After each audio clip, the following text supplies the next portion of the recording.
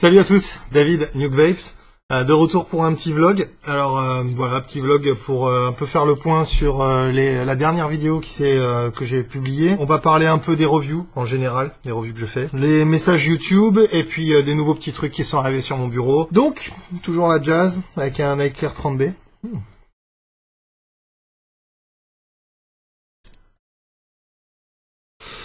Ok, donc déjà... Petit truc, je vais pas faire une méga habitude de faire une vidéo, un vlog, une vidéo, un vlog. Simplement parce que j'ai pas la sensation que c'est du réel contenu, c'est juste pour vous tenir à jour. Donc s'il y a autant de je vais faire ça que de je fais ça, ça va pas être génial. Donc les vidéos, les reviews, on va revenir sur un rythme un peu plus soutenu maintenant. D'autant que voilà, la phase de travail un peu balèze au boulot est un peu derrière moi maintenant. On n'a plus qu'à attendre les fêtes et voir comment ça va se passer. Donc pour l'instant, voilà, je vais être un tout petit peu plus disponible. Et après, pendant les fêtes, un petit peu comme vous tous, je serai un petit peu moins disponible. Donc je vais en profiter pour rattraper un peu mon retard cette semaine. Donc il va y avoir des vidéos, un petit peu plein de trucs. J'aimerais bien faire le Kick 2 et j'aimerais bien faire le High-Taste VTR. Voilà, ça c'est les objectifs de la semaine. Je vais voir si j'arrive à m'y tenir. Donc dernière review, c'était au sujet donc du Pipeline Pro. Alors cette review elle était quand même assez longue déjà en soi, et quand je l'ai tourné plusieurs fois, comme je fais d'habitude, je fais plein de plans. Et il y a un plan que j'ai squeezé au montage en me disant ça va intéresser personne, et en final c'est l'objet de la polémique. Alors ce plan c'est quoi? C'est les origines du mode, comment ce mode est né. Je me suis dit tout le monde s'en carre, ils veulent juste savoir comment ça fonctionne, et je me suis trompé, comme quoi. Voilà, donc on va parler un petit peu de la genèse. Alors, le Pipeline Pro, à la base, c'est basé sur le DANI, donc qui est fabriqué par Dicodes, une société allemande. Pipeline a noté aussi que c'est une société allemande, donc ça explique pourquoi ils ont collaboré ensemble. C'est parce que simplement le chef de projet de chez Pipeline, il connaît bien le chef de projet de chez Dicodes, et donc du coup ils se sont dit tiens, on va faire un mode ensemble. Dicodes avait déjà le DANI, et puis le Patrick, le gars qui s'occupe de la gestion de projet chez Pipeline, s'est dit tiens, moi j'aimerais bien faire commercialiser le DANI aussi, mais pas tout à fait tel que le DANI il est. J'aimerais bien qu'on fasse des modifications, qu'on apporte des modifications au DANI pour faire un mode Pipeline. Donc Dicodes a dit ok, pas de problème, qu'est-ce que tu veux? Donc ils ont travaillé un peu là-dessus. Patrick est arrivé avec ses specs, enfin Pipeline est arrivé avec ses specs pour dire voilà, moi je veux ça, je veux ça, je veux ça, tel menu, light protection, machin, ils ont travaillé là-dessus. Dicodes a adopté une partie de ces changements, en a apporté d'autres et a créé le DANI Extreme, qui est un mode très similaire au Pipeline Pro, et Pipeline a gardé l'intégralité de ses modifs et a créé le Pipeline Pro. Donc en fait, c'est un peu comme quand on a des... je vais encore faire une analogie avec les bagnoles, je suis désolé, mais c'est vraiment... Je trouve que c'est très parlant, mais c'est un peu comme chez BM en fait. Quand on a des BM qui sortent de chez BMW, ensuite on a des BM qui sont préparés par Black, on a des BM qui sont préparés par d'autres labos de préparation de voitures, et c'est des éditions, entre guillemets, des éditions spéciales, mais de la même voiture. Donc, tout ça pour dire que le Pipeline Pro, en effet, c'est un petit peu comme le DANI Extreme, étant donné qu'ils sont issus de la même collaboration, donc là c'est encore différent, parce que ils ont été créés ensemble. C'est pas un truc qui a été genre créé par Dicodes, et ensuite Pipeline, ils sont arrivés, ils ont écrit Pipeline dessus, et ils sont partis. C'est une collaboration à la base, pour créer le DANI Extreme et le Pipeline Pro dans la même foulée, enfin dans le même projet. Voilà. Simplement ils ont deux noms parce que voilà, Dicodes ils ont leur truc, leur spécificité. Pipeline a les siennes. Donc à noter que sur le DANI Extreme, à ma connaissance, il n'y a pas le heat protection. Donc ça je pense que c'est quasiment sûr, c'est sûr. Et après il y a d'autres choses qui sont réglées dans le menu avancé de base sur le DANI Extreme, qui ne sont pas réglés comme ça sur le Pro, notamment les messages d'erreur et tout ça. Après globalement c'est quasiment le même mode. D'ailleurs ils sont au même prix, à peu de choses près. Donc voilà, c'est juste ça, c'est juste une différence de quelques petits trucs, des fonctions qui ont été rajoutées sur le Pro, mais en final voilà, le Pro est un DANI Extreme un petit peu modifié par Pipeline, mais sachez que de toute façon, les personnes qui sont à l'origine du Pro sont les mêmes personnes à l'origine du DANI Extreme. Voilà, c'est la même équipe qui a travaillé sur deux projets en simultané, en gros. Donc ça, c'était pour le Pipeline Pro. Voilà, je reste sur ce que j'ai dit, c'est un excellent mode. Dessus, là, j'ai le Crown que je viens de recevoir, qui est un ato philippin. qui est totalement philippin. Il est bien. Il n'est pas exempt de défauts, mais il est pas mal.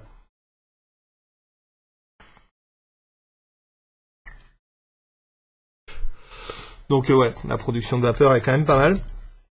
Donc on y viendra, c'est une review qui va arriver. Matos high-end de modeur, donc encore une fois, ça va être totalement pas cher. Ça risque d'être un truc un peu chéro, je sais pas, je connais pas le prix encore, j'ai pas encore parlé avec le gars, il me l'a juste envoyé, donc j'en sais rien.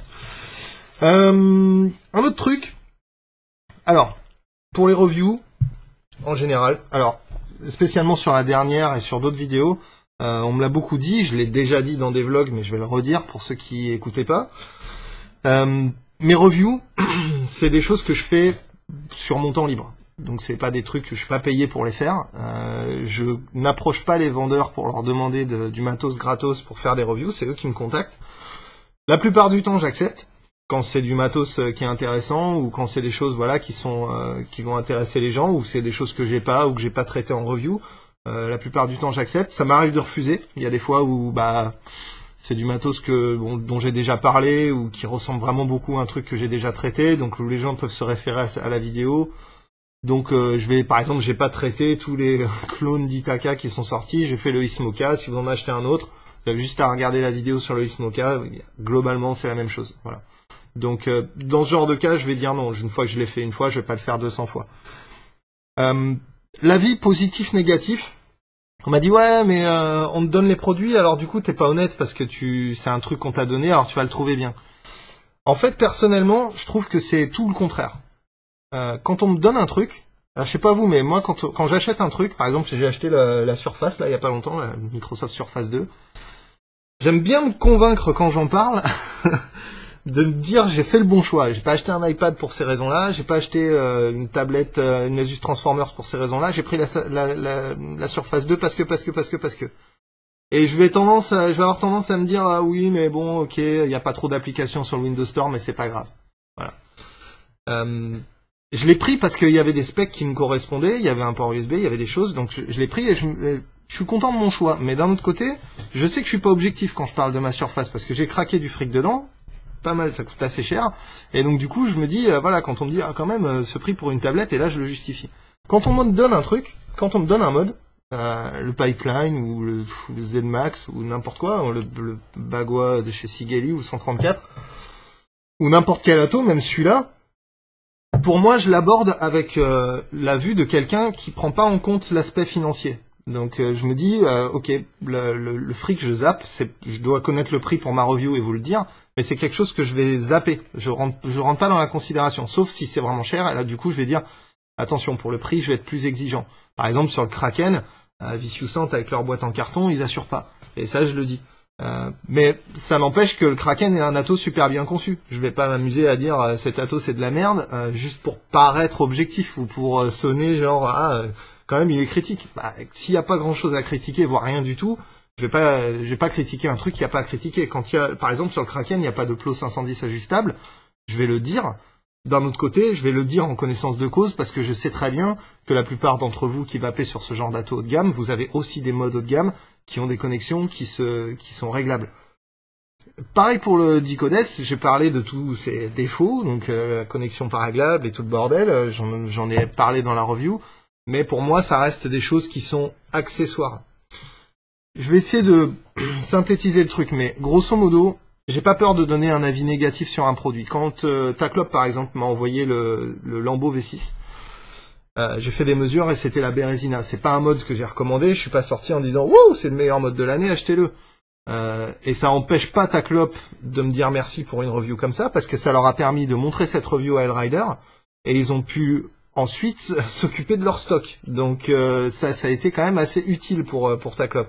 Pareil pour l'Aga TD. J'en ai pas fait une review très brillante parce que c'est pas un ato qui est très brillant, c'est un ato qui fonctionne mais que je trouve pas transcendantal et qui a quand même des erreurs de conception assez aberrantes. Ça empêche pas Sigatech de m'envoyer du matos. C'est à ça que je sers. Vous donnez un avis sur les modes, sur les atos, sur les produits qu'on m'envoie. Allez, encore une fois, ça ne reste que mon avis. On peut être pas d'accord sur l'avis. Moi par exemple, je trouve que ça c'est un super mode. Il y en a certains d'entre vous qui ont regardé la review et qui ont dit c'est pas pour moi je veux un écran OLED, moi je veux un tube d'extend, moi je veux qu'il soit en 18-350, moi je veux un upload réglable. C'est très bien. C'est à ça que sert la review en final. Quand vous regardez une review, vous regardez les specs, vous regardez le reviewer vous dire voilà les specs c'est ça, moi je le trouve bien, limite mon avis on s'en fout en fait, mon avis il est accessoire. Ce que je fais c'est que je présente le mode et j'essaye de le présenter de façon la plus complète possible pour que vous puissiez ensuite vous faire un avis sans avoir besoin de l'acheter. Parce que certains d'entre vous qui ont dit ah putain franchement je suis déçu, j'attendais pas du tout ça, c'est pas du tout un Pro Vari Killer, bon encore une fois on va y revenir mais c'est pas du tout le mode auquel je m'attendais, je suis vraiment déçu et tout, t'as fait de la pub. Bah non. Si vous vous êtes rendu compte que c'est pas un mode pour vous, j'ai pas fait de la pub, je vous ai montré un truc sous son jour réel et vous vous êtes rendu compte que c'est pas un truc qui est fait pour vous. Donc en final, vous avez gagné 200 balles. Donc au lieu de râler, vous devriez me dire merci. Réfléchissez-y la prochaine fois. Ah oui, alors dernier truc, enfin un des trucs aussi dont je voulais parler relatif à la chaîne, j'ai supprimé, voilà, dans cette vidéo les messages sont définitivement finito, supprimés, machin, parce que vu que la discussion a été quand même assez enflammée sur la dernière vidéo, il y en a certains d'entre vous qui se sont dit que je commençais à modérer tout le monde, à effacer des commentaires et tout. Encore une fois, j'efface les commentaires de personne. Si vous avez quelque chose à me dire, vous me le dites, il n'y a aucun souci. Je suis totalement prêt à écouter votre avis, même si vous n'êtes pas du même avis que moi. C'est pas grave, je le comprends complètement. C'est pas, on peut discuter, on est des adultes. Simplement, YouTube, c'est des gros débiles qui foutent les commentaires de gens en spam. Alors, soi-disant, les commentaires, genre les plus utiles, de gens qui ont plein d'abonnés et tout, ils étaient censés être en haut, machin, pour être important, tout ça. N'empêche que Scoof, il s'est retrouvé avec un commentaire en spam et il a plus de 2000 abonnés, donc bon, c'est un peu débile. Donc, commentaires, supprimé, YouTube, c'est terminé. En tout cas au niveau des commentaires, les commentaires c'est sur nukevapes.com que ça se passe et sur le Facebook et c'est très bien comme ça. Un autre truc aussi, alors oui, vous avez probablement entendu ces histoires, la téloche du bureau de tabac qui a gagné son procès contre le shop de e-cig machin. Ça commence à partir en live un peu partout, il y a des espèces d'appels à la révolution, tout ça. Moi personnellement, en ce qui me concerne, je sais très bien que c'est un tribunal de commerce qui a tranché, donc ça vaut ce que ça vaut. Les tribunaux de commerce, voilà, c'est pas des magistrats qui sont dans les tribunaux de commerce. Et donc du coup, il y a eu un appel, et donc comme l'appel a eu lieu, et ben du coup, évidemment, la peine n'est pas applicable jusqu'à ce que l'appel soit réglé. Donc voilà, donc ça m'étonnerait vraiment qu'il se passe quelque chose.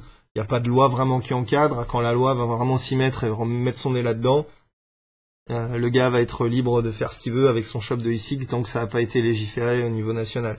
Et il n'y aura pas d'affaire de jurisprudence, de milliards de buralistes qui vont attaquer des milliards de shops de e-cig. Ça m'étonnerait vraiment beaucoup. Si ça arrive, bah franchement je serais un petit peu dégoûté, mais ça m'étonnerait vraiment vraiment beaucoup quoi. Un autre truc aussi, je pense que la e-cig a de beaux jours devant elle. Alors peut-être que je vois les choses de façon optimiste, mais quand on regarde les choses clairement, l'e-cig c'est une industrie qui a vraiment le vent en poupe, qui marche très bien. Ça marche en Grèce, ça marche dans tous les pays d'Europe, ça marche en France, ça marche à fond en Allemagne et vous l'aurez pas les gars. Une industrie qui marche, c'est une industrie qui a des lobbies derrière. Ces lobbies, ils vont un jour ou l'autre placer la e-cig et faire en sorte que la e-cig se soit partout. Donc ça fait du pognon, rassurez-vous. Tant que cette industrie elle fonctionne, tant que cette industrie elle rapporte du fric, vous inquiétez pas, elle saura pas s'aborder quoi. Le jour où elle va vraiment porter du tort à tout le monde, on roule pas encore avec des voitures à l'eau. Mais la e-cig c'est très loin d'être la voiture à l'eau de notre année. La e-cig c'est un business qui est quand même vachement lucratif pour pas mal de monde. Et donc du coup ça m'étonnerait vraiment que ce soit supprimé. D'autant que le texte de la proposition qui a été faite à la Commission européenne, là, ça reste qu'une propale. Ça reste qu'une propale qui a été rédigée par des mecs qui connaissent que dalle. Et les gars, ils ont déjà voté pour ça. Ils ont déjà voté, ils vont revoter la même chose. En tout cas, je leur fais confiance pour revoter la même chose. Ça m'étonnerait vraiment beaucoup qu'ils reviennent sur leurs mots juste parce que ils ont reçu une bafouille d'un ou deux lobbyistes de Big Tobacco, quoi. Ça m'étonnerait beaucoup. Ah, encore une fois, si ça se passe, révolution, je serai le premier à jeter des pavés. Mais pour l'instant, il n'y a pas vraiment de quoi crier au loup avec ce qui se passe. Voilà. Donc c'est mon avis. Voilà, on reste tranquille. On attend de voir ce qui va se passer le 15. Et puis en fonction de ce qui se passe le 15, là on déclenche la révolution, ou alors on est content et on continue de vaper, voilà, c'est tout quoi. Voilà, donc c'est à peu près tout pour ce vlog. Je crois que j'ai tout dit, il me semble. Donc je vous dis à cette semaine pour des nouvelles reviews. Ce sera Kick 2 et High Taste VTR, très probablement. Voilà. Donc je vous dis à la prochaine, et en attendant, on continue de vaper.